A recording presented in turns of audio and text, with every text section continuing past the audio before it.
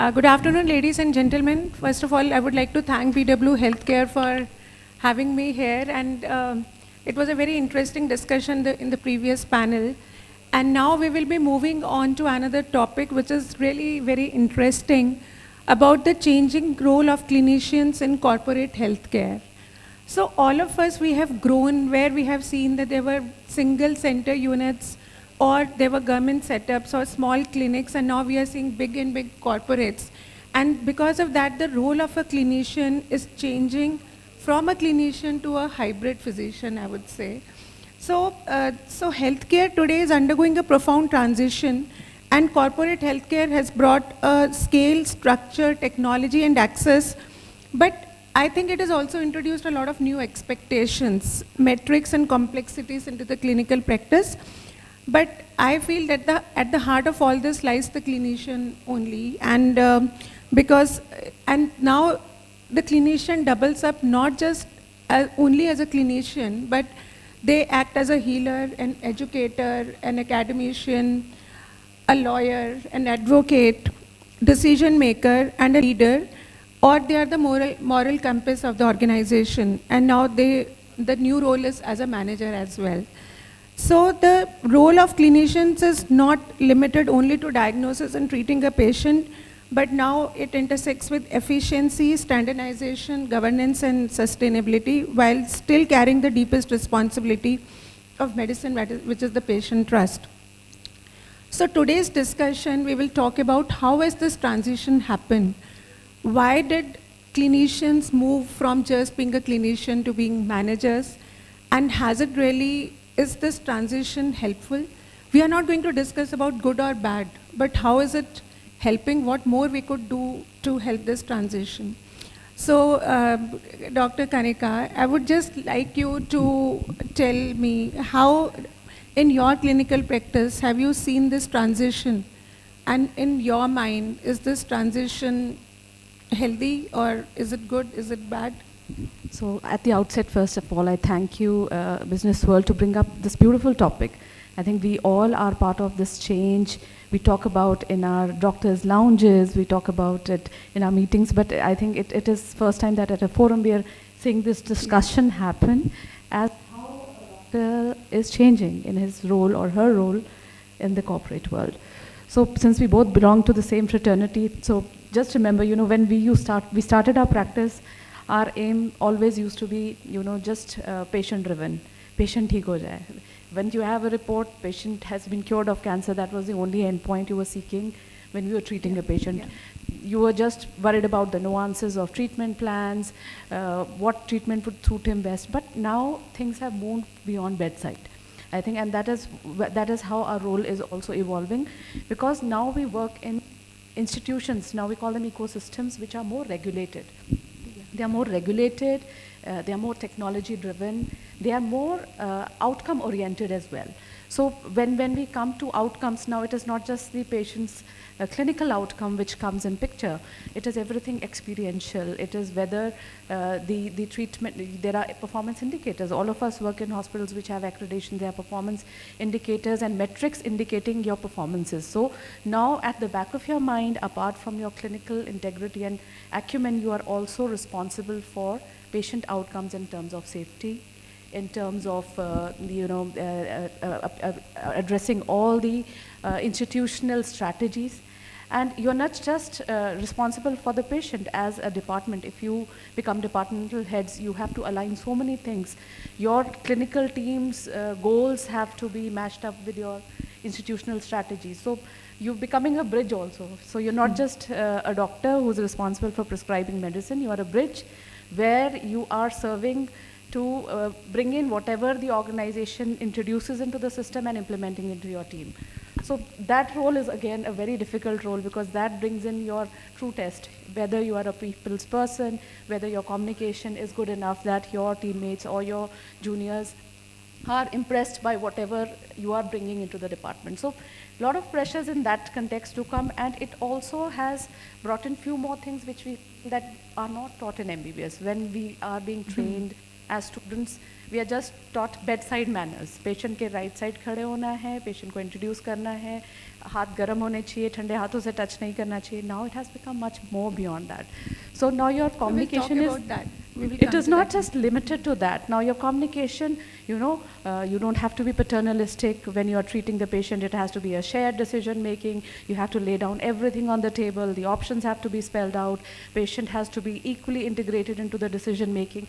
And then there are MDTs. Now it is not key. You go to a clinic, doctor को दिखाया treatment हो गया. In corporates there are MDTs. You are responsible to answer your colleagues. Your accountability is much more. Yeah. So you have to have a strong clinical acumen, your ethical integrity, which will give you the ground. The ultimate ground is that your colleagues will respect you for that. But at the same time, having financial operation literacy, Yeah. because you are responsible for sustainability of your department. You cannot just go asking, "Mujhe naya machine la ke de do." So you have to back it up with what financial metrics you can bring to the table. So all these things are changing, I think, and this is something which I many a times endorse, that now our MBBS curriculum has to introduce a lot more things apart from clinical bedside teaching. So I think a few things that came out from what Dr. Kanika said is the doctor does not need to have only a clinical good acumen, but ethical responsibility, integrity, financial literacy, and bedside teaching and bedside manners, and a medical curriculum should also incorporate the managerial aspects. Now coming on to the next question, Dr. Shikha. So what do you think, I mean, into your mind, why do you think many doctors, many clinicians are now moving from a clinician and taking up more of corporate hospital roles? Like I work in Paris Hospital, which is owned by a doctor, but now it is spread over so many cities in India, and they have 8-9 branches, and it's being run by a doctor. And we are seeing that happening very much often. So earlier in my PJship days, or when I was studying, it was professional bureaucracy. Like you are a junior doctor, and then you ascend the ladder. Gradually you become head of the department, and then you are giving an additional responsibility to look after liver transplant committee or biomedical waste or things like that. But now people are moving and choosing to become clinical administrators or clinical managers. Like even after they might be in a very good position, but they will want to ascend to a middle level or a senior level position. Or Kanika is also here, and I've also done MBA from Bangalore in healthcare management, and I'm seeing so many of my colleagues are now moving that path. So what do you think would be the reason for that? See, firstly, I think if we really see the healthcare infrastructure and healthcare business 20 years back, they were mostly trust-based hospitals, or they were NGOs. As the corporatization of the hospital started happening, there was more segmentation, there was more specialization. So what has happened is that many new roles came into being.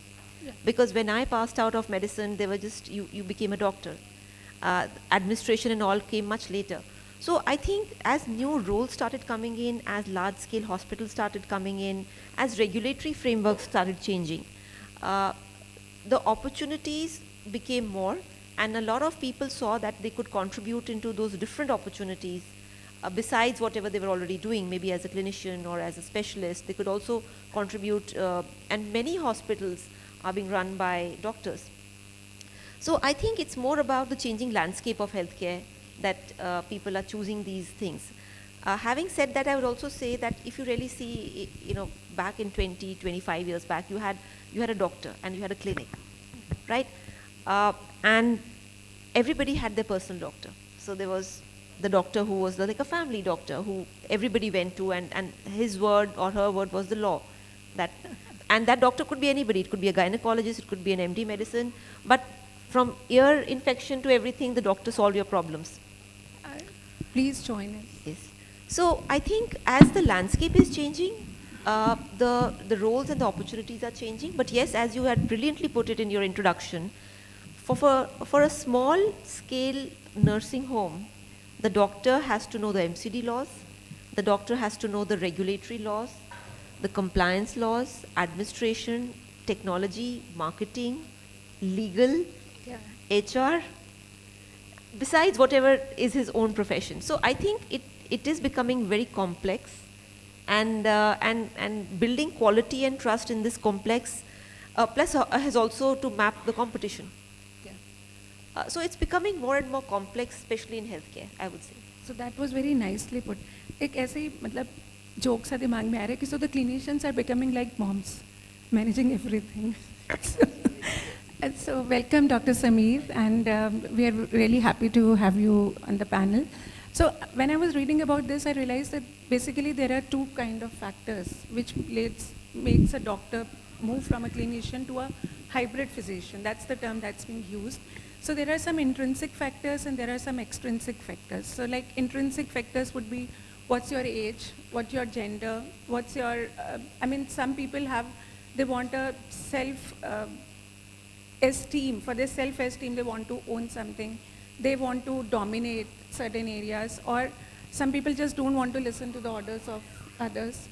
And autonomy and maybe more respect or repute, because as a doctor you have to listen to the management, but if you are your own manager then you are there to give orders. And there could be some extrinsic factors like the family and social commitments. Like most of the females, sometimes they are not able to move, and in their families they are not allowed to run work 24 hours, or like for a gynecologist or an obstetrician. So they prefer to do a 9 to 4 job, something like that which can be done. So these were the two primary things that I realized. So coming to Dr. Pendu, I think there was one very interesting thing once somebody pointed out in one of our IIM courses, that sometimes you feel life has plateaued.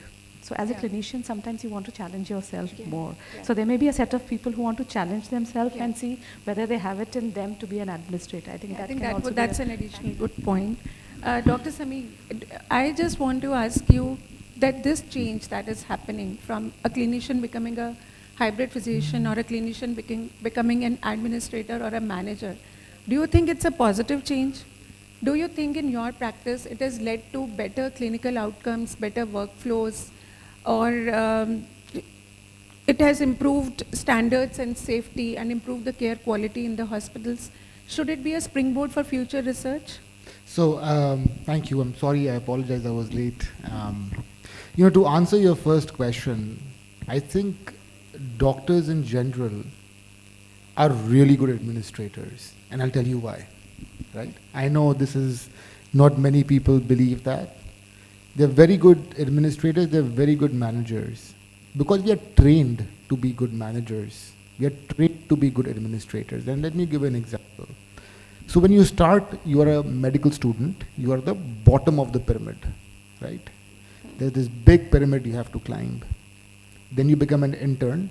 Like when I did my internship, I was in Safdarjung Hospital. Or when I moved to the US and I was an intern, I was responsible only for my work. Right? When you think of leadership, what is leadership? Leadership basically means, management means taking the team along with you and moving ahead. That is what leadership and management is, right? So as an intern, I was responsible only for my work. And I had, it was long hours and grueling days, but that's what it was. Then you become a senior resident. I became a PGY2 during my medicine training. And when I was a PGY2, I was responsible for the job of 2 interns underneath me who would report to me. Fine. Today this patient's sodium was this patient had a fever, this patient is on this day of antibiotic, whatever it is. And then you also communicate with the nursing head, with the pharmacy staff, with the billing department, etc. So now you are a central focus as a resident, senior resident, and you are now managing external forces as well as 2 people reporting to you. Then you become an attending. Now I'm a medicine attending. Now I have this 1 to 2 senior residents plus 2 interns underneath each of them. So now I'm managing a team of 6 people, 7 people, plus I'm care coordinating and talking to the team members. Then during my training, I became a cardiologist, then I became an interventional cardiologist. So as I went up the ranks, or as any of you go up the ranks in your respective institutions, when you train, you are responsible for the work of more and more people, and you're delegating to them, you're taking reports from them, and you're making decisions based on the information that they provide using your own judgment. So that is basically a practical training in management. Whether you appreciate or not, all of us over here who are healthcare providers and doctors have had this level of training. Whether you make the best out of it or not, that's absolutely up to you. But that is why we are all, and in no other profession do you get this level of management training during your training. I think it was very nicely put. I really enjoyed the way you put it. So it was very beautiful. Thank you for that. Dr. Kanika, I would come to you. Like, so as a clinician, you are not just a clinician that we have been talking about. So you are looking after so many things, become a group director or a director, you're looking after so many things. But somewhere down the line, we are basically clinicians.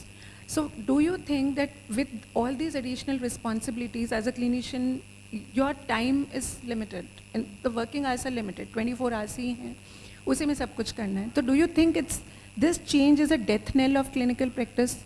Do you think that how to balance, how should a doctor learn to balance this? Because somewhere down the line, if you are more into administrative work, you will not be able to devote time to the clinical work or to read more about your patients or do classes or sessions for your students or do presentations or publications. So somewhere down the line, do you think it's a death knell for the doctors, this practice? So I think it's all about prioritization. So I would say that, the first 10 minutes you start your day with, if you prioritize what needs to be done when, you don't really struggle. There may be sometimes conflict of time. If it's an emergency and you have to miss out some committee or meeting, you prioritize health over everything. I think basically we all would never turn down a patient's interest over anything related to administration, because even the administrators understand that clinical care takes the front seat. So I think that prioritization is important. And then there is also importance of delegation. As already mentioned, a team means that a leader means who runs the team. You have to trust your team. You have to delegate. You have to trust that this person is good enough to do a particular work. If you are a good delegator, I believe you will find no reason to not do most of the commitments you want to. You may fail one day or another. Finally, we are human. We are not robots. We don't expect to be perfect in everything all the time. But if you, decide your day well, you prioritize things, you organize your work, it should not be a problem. Because we see that a lot of time people ask, "Itna sab kaise kar lete ho?" It is not about kaise kar lete ho. It is about how you plan it a month advance, a day advance. Everything needs to be planned out. So I think planning, a good strategist, and a good understanding of work would help you navigate it through. Of course, there are days where you feel that you're running against time, but they would not be all the days. There would be few days where you would be just walking through all these works comfortably. I would like to welcome Dr. Sunil Khetarpal. Please, sir, please. Thank you for joining in. Thank you so much. No, it's fine, absolutely fine. So when I was reading for this panel, I came across a very interesting article where it said that there are 6 kinds of managers. One are born managers, like they have this in this, they're born to lead and they will always, you give them any leadership role and they will do it. Then there is a second type of managers which are ambivalent managers, like they will shift between being a clinician and a manager. So they will do both the things but not with a lot of energy, but they will do something. Then there is a third kind of managers who are former managers, means who have tried their hand in management, they are not liking it, now they have quit and now they are back to a clinical work. And then there is a fourth kind of people who are never have been and never will be a manager. They will just stick to their clinical work. You give them any responsibilities, they will run away from that. They are deeply, passionately into their clinical work. And then there are itinerant managers, which are more in and out manager roles, like which Kanika was saying, that you keep on moving between both the roles and you are able to manage both at ease. So they know how to delegate, they will prioritize, they'll keep 3 hours in a day for a clinical work, then they will also build a team to delegate their work, not just for a clinical work, but also for managerial roles. And at the same time, they will also skill up, like they will go for courses, on weekends they'll study more or manage their clinical work as well. And then there are stuck managers who are, because of personal family commitments or because of some reasons, they became a manager and now even if they want to, they can't change and become a clinician. So this was a very interesting concept which I came across. So I just want to ask you, sir, that because you are in a managerial role, and so do you think that there is a mix of managers, like one who are primarily into management, and there are clinicians which have turned into management.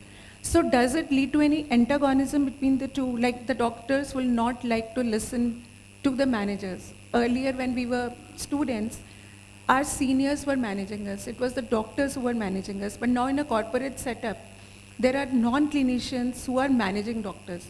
So do you think it brings any conflict or antagonism? Thank you, Dr. Indu, for asking these questions. It's a very, very valid and very relevant question. Actually, I'll give you one example that is on me only. If you see, I was never a manager before.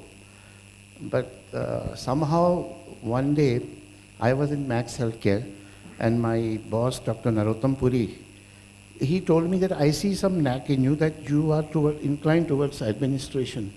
Why don't you upgrade yourself, or you enhance your knowledge and do some formal, go into formal course you undertake for the management, hospital administration. Then it struck me. And those days, I mean, it was in 2000 and, it was say 25 years back, 2001, 2002, I'm talking of. Then, of course, because I used to give some presentation, medical legal, for the hospital staff, emergency doctors. So he saw that this man can, do something, and not only the clinical thing, but he has some additional responsibilities he can take on. So I did my hospital management course. That was about 25 years back, and then there was no end to it. So my journey has been amazing journey, hospital administration. I had been with many of the reputed hospitals in Delhi, Max, Gangaram, of course, Rajiv Gandhi Cancer Institute. That was my last assignment as a COO. So, because I am a doctor, I have a better understanding of the hospital working and the conceptual knowledge of a doctor, for the care of the patient. That is something which I would not say that non-clinicians would not understand, but there is a difference. That emotional intelligence part, how you talk to the patient, how you behave with the patient, your empathy, ethics, all these comes from the doctor. So, but nowadays, if you see all the management institutes, healthcare management institutes, they are enrolling clinicians and non-clinicians also. They are enrolling as students. A lot of non-clinicians are now coming. They are doing MBA, hospital administration, MHA. So, I have worked, as a doctor, I have worked under a non-clinical administrator. My boss was a non-clinical administrator at one time in Max Healthcare. But then it struck me that there is a difference, that understanding. However you may try to convince, he may not understand. So then I took up a challenge, and so I think I don't find any conflict. It has to be like we have to work in tandem, whether it's a clinical or clinician or a non-clinician as an administrator. So both have equal role to play. But for a non-clinician, it is more of ROI, the revenue,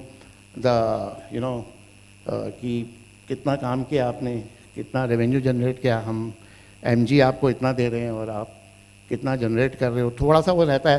पर doctors का दिमाग उधर नहीं जाता. They are poor in finance. सब लोग एक जैसे नहीं होते हैं, but some doctors are very good in finance. I see some owners sitting here of the hospital. Dr. Nareen Sehgal is here. Dr. Sachin Bajaj is there. They are like amazing people. They are running their organizations. They are doctors, but they have immense knowledge of finance. So they know how to make a balance between the patient care and the finance part, revenue part. So I think they are people. They are entrepreneurs, I should say. So I think there is no conflict. There is nothing of कि हमारा clash है कुछ है, but otherwise I think healthcare has grown, and it's a very complex system. Healthcare is so complex. To manage a healthcare, so many, it's not easy with so much of, the technology being pumped in and newer technologies coming in, and managing man management itself is so difficult in a healthcare organization. There's so many, कितने सारे लोग होते हैं, I mean कितने levels के employees होते हैं, हर एक की अलग requirement होती है. So I think, but end of the day, if you work in tandem, if we understand each other, and doctors should upgrade themselves, they should know policies क्या होती है, they should know finance क्या होता है, they should know technology क्या होता है, they should know data क्या होता है. So I think, then you should be able to take a data-driven decisions, which will help everyone, to grow. That was a very nice overview that you gave. So I just want to ask you, Dr. Shekhar, that does corporate healthcare increase or decrease burnout, and why? Like, as he said, when I also did an MBA, I think I got a more understanding why my management talks a particular way. I could understand what is ROI. If I'm asking for an equipment, then I would do my homework well before otherwise just go and ask something. So I started going with solutions rather than going with problems. And I started managing my team well. So I think definitely the management helped me, but management course helped me. So do you think this corporate health culture is causing burnout? Because as he talked about ROIs, and so there are some people say that there are certain star doctors. If they are bringing a good revenue, then you ascend up the ladder. But if you're not a star doctor, then you can go down. So do you think it has got it leads to any burnout for the doctors? So yes, in fact, this entire post-pandemic time has been labeled as the age of anxiety. And the reason of age of anxiety is because if you really look at information, communication, expectations, all three have undergone a radical change. Information, true, untrue, all over has been circulating. And you're wondering whether you're on top of that information, whether I have missed out on information, because doctors by design absorb a lot of information. They read a lot of information. Communication, yes. I mean, today, if you really see if a particular hospital's doctors' rankings go down, or somebody puts it on Google, now his 10, 20 years of service is one side, and that Google rating is one side. So what I'm saying is that communication is also impacting the doctor's anxiety levels. And expectation. Now, what I'm trying to say is that there was a point when people talked about purpose-driven.